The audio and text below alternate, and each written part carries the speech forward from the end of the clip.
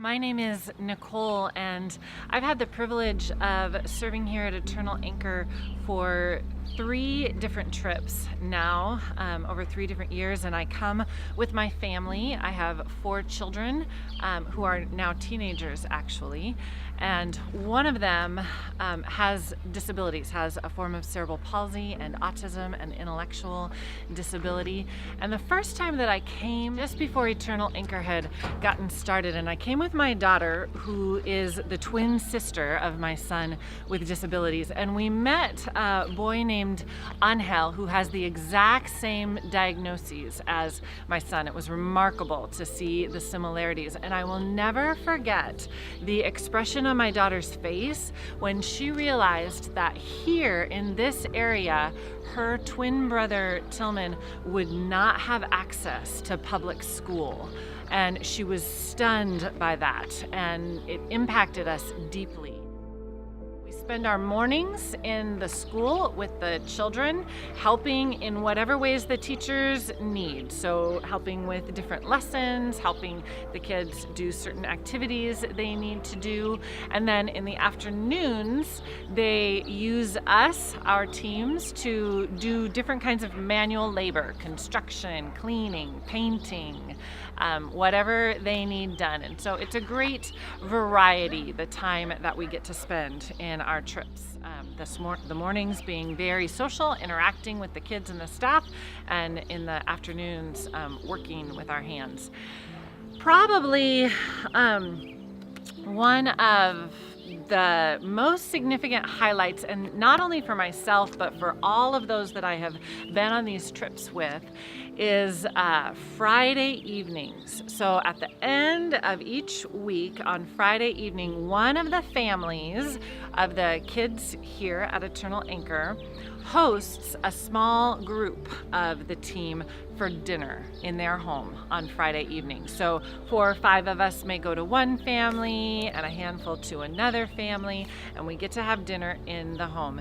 And it is a profound experience of their hospitality that they are extending to us.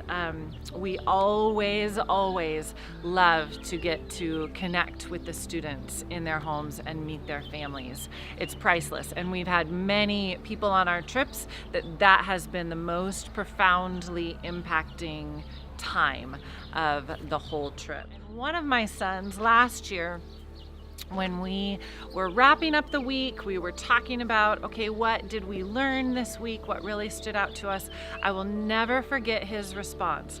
See, the thing is that the staff at Eternal Anchor are really beautiful at expressing the love of Jesus to these children and these families in very intentional and well-disciplined but such caring ways.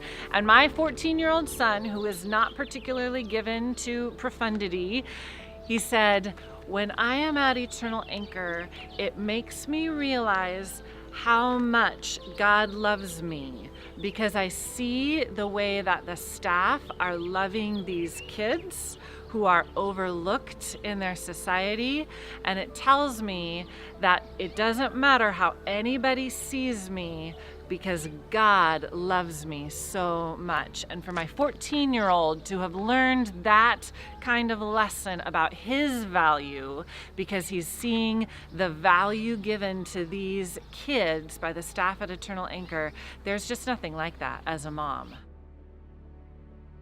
So something that I would want to say to a future volunteer would be to come with such a heart to learn, such a heart to encourage the staff.